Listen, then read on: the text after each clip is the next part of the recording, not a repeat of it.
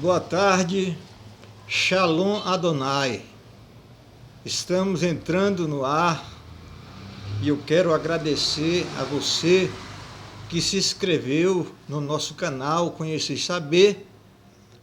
Que Deus te abençoe e quero convidar que você também fale do nosso canal para os seus amigos, para que eles também venham se inscrever. Então este canal está a serviço do Senhor Jesus Cristo. E nesse vídeo nós vamos falar sobre o poder da comunhão na igreja primitiva. Nós estamos usando como livro base o livro de Atos dos Apóstolos. Eu escolhi esse livro porque ele é um livro histórico. E eu gosto muito de história.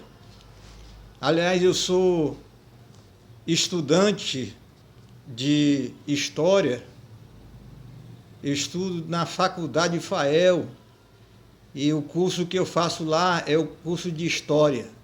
Eu gosto muito de ler, de pesquisar. Então esse curso se identifica muito comigo, porque eu gosto realmente de ler, de estudar, de pesquisar.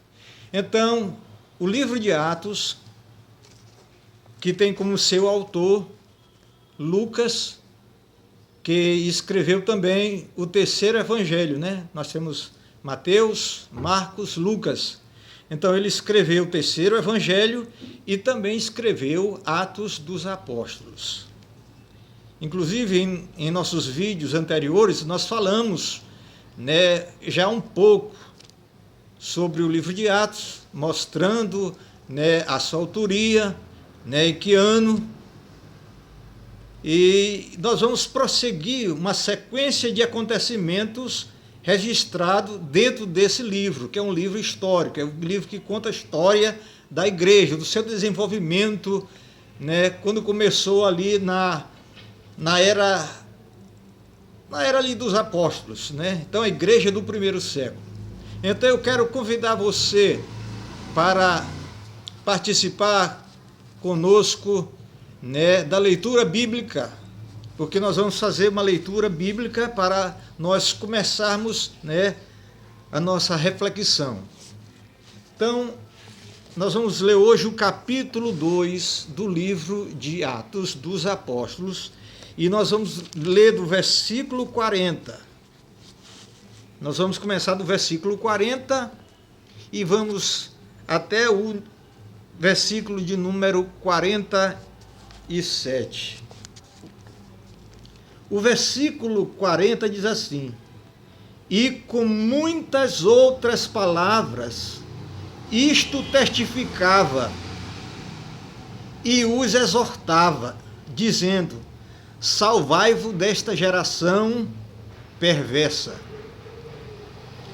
De sorte que foram batizados os que de bom grado receberam a palavra, e naquele dia agregaram-se quase 3.000 almas. E perseveravam na doutrina dos apóstolos e na comunhão, e no partir do pão e nas orações. Em cada alma havia temor, e muitas maravilhas e sinais se faziam pelos apóstolos. Todos os dias todos os que criam, é o versículo 44. Todos os que criam estavam juntos e tinham tudo em comum. Vendiam suas propriedades, fazendas, e repartiam com todos, segundo cada um tinha necessidade. E perseverando, unânimes, todos os dias no templo, e partindo pão em casa, comiam juntos com alegria e singeleza de coração. E perseverando, versículo 47, louvando a Deus e caindo na graça de todo o povo. E todos os dias acrescentava o Senhor à igreja aqueles que se haviam de salvar. Amém. Então nós vamos dar continuidade ao nosso estudo dentro do livro de Atos dos Apóstolos. A palavra-chave desse texto que nós acabamos de ler, a palavra-chave é esta aqui, ó. Você sabe que palavra é essa? É uma palavra grega, que foi traduzida para o nosso português como comunhão. Mas aqui está a palavra para comunhão. Koinonia. Então, vamos conhecer essa palavra. Aqui nós temos a letra K, que corresponde à nossa letra K do alfabeto, do nosso alfabeto em português. Aqui nós temos o O, o ômicron. Ele é um O breve, né? Então, uma vogal grega que corresponde ao nosso O do nosso alfabeto. Aqui nós temos a letra iota, que é o nosso I do nosso alfabeto. Aqui nós temos o Ni. Você vê aqui, pensa que é um V, mas não é um V. É um Ni. Essa letra, ela equivale à letra N do nosso alfabeto. Nós temos também aqui a letra ômega. Então, ômega também, ele é uma vogal, é um O longo. É a última letra do alfabeto grego. Aqui nós temos outro Ni, aqui nós temos um iota, que é o I, né? E a última letra aqui é um alfa, que corresponde ao nosso A, do nosso alfabeto português. Alfa, a primeira letra do alfabeto grego. Jesus disse, eu sou o alfa e o ômega. Aqui, ó, alfa, a primeira letra, e ômega, a última letra. Então, nós vamos falar hoje sobre koinonia. Koinonia, que é comunhão. A marca mais importante que caracterizava aquela igreja, certo? Muito bem, deu uma mexida aqui. Vamos continuar. Então, essa koinonia era a característica mais importante da igreja do primeiro século, essa comunhão. Então, o versículo 40, que nós lemos, e com muitas outras palavras testificava e exortava, dizendo, salvai-vos desta geração perversa. Então, Pedro aqui estava pregando com muita unção. Irmão, isso aqui é maravilhoso, porque quando Jesus morreu, os escritores registram, pelo menos Marcos, Mateus, Lucas também registra, que o medo tomou conta dos discípulos. Eles estavam trancafiados num quarto, com medo de sair, com medo da perseguição dos judeus e dos próprios romanos. Quando Jesus ainda estava com eles, Jesus disse assim, olha, vão para Jerusalém e lá vocês esperam a promessa do Pai. vocês vão ser batizados com o Espírito Santo não muito depois destes dias. Logo que Jesus foi assunto ao céu, aconteceu o derramamento do Espírito Santo. Aquele vento impetuoso, forte, que entrou na casa, e o Espírito Santo veio como fogo e pousou sobre cada um deles. E eles começaram a falar em outras línguas. A palavra para poder no original, no texto original grego, é dínami, que é poder, e esse poder nada mais é do que a capacidade, a habilidade para enfrentar situações diversas. Então, foi por causa da manifestação, foi por causa do poder do Espírito Santo que veio sobre os discípulos, que agora eles estavam em público pregando a palavra. Aquele medo, olha, saiu. E o que tomava conta deles agora era uma confiança, era uma fé poderosa. Então eles falavam com muita ousadia. Eram homens simples, pregando, mas pregando com poder, com autoridade, na unção do Espírito Santo. E sabe o que aconteceu? Quase 3.000 almas, né, se congregaram com os discípulos. Veja, a igreja começou pequena, agora já tem um número de quase 3.000, e a igreja continua ainda a sua trajetória. O livro de Marcos não encerrou, o livro de Atos é um livro histórico que conta a história da igreja, e a história da igreja ainda não terminou. A igreja continua ainda na terra realizando, né, cumprindo o ID de Jesus, levando a mensagem do Evangelho a toda criatura. Assim como Jesus Cristo disse, olha, vocês receberão poder e serão minhas testemunhas, aqui em Jerusalém, na Judéia e Samaria e até nos confins da terra. Então, o livro de Atos, que conta a história da igreja, ainda não encerrou. A igreja continua na sua missão aqui na terra, evangelizando, ganhando almas para Jesus. Vamos continuar, vamos aqui para o versículo de número 42, que diz assim, e perseveravam.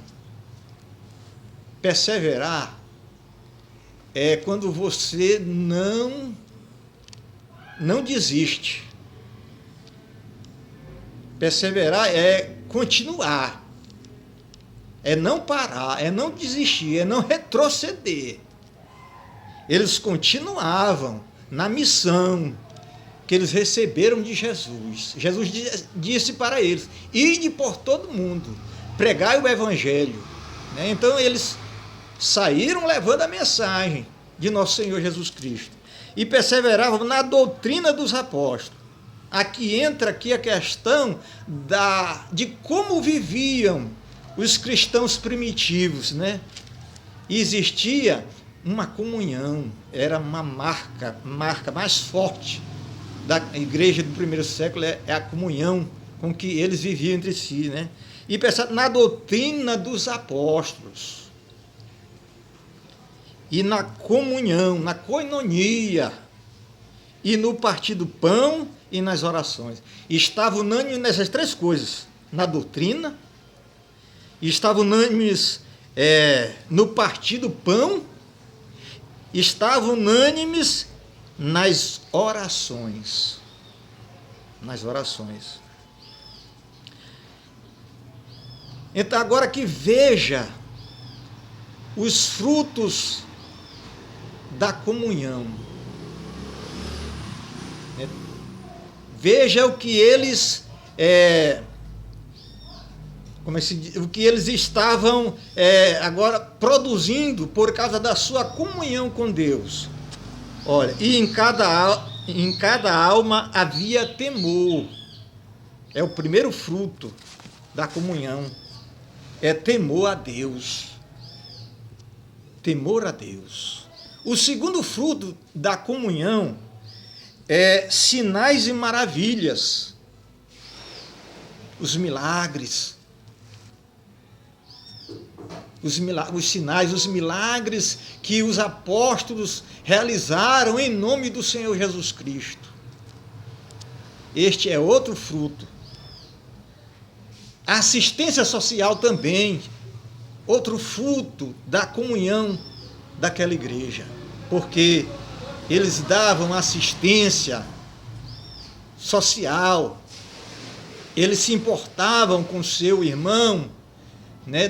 Não havia egoísmo, mas todos se ajudavam, todos cooperavam entre si, todos sentiam a mesma coisa e havia aquela unidade, aquele amor, aquela assistência.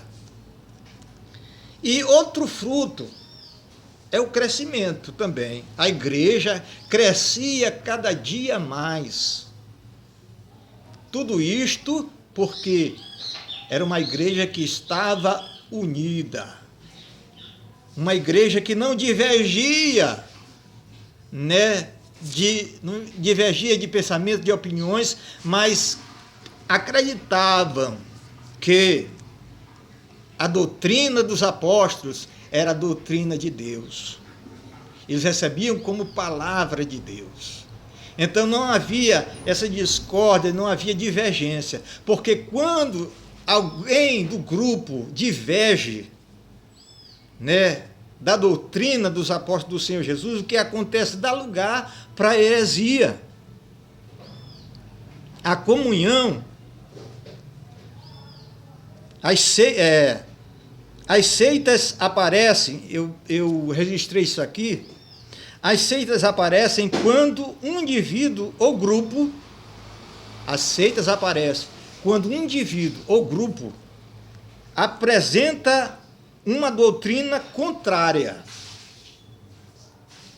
aos profetas e apóstolos. Aí a heresia se apresenta. E eu quero dar exemplo de duas pessoas que não estavam unidas de pensamento com a doutrina dos profetas e dos apóstolos do Senhor Jesus.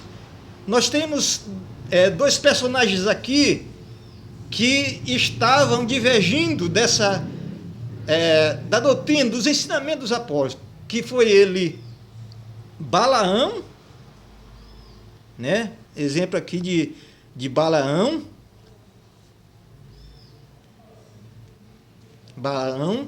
que já estava ensinando uma doutrina totalmente contrária à doutrina dos apóstolos, e também Jezabel também com uma doutrina totalmente longe, divergente da doutrina dos apóstolos. Então, quando a igreja começa a divergir, um grupo se levantar, aí dá lugar às seitas, às heresias.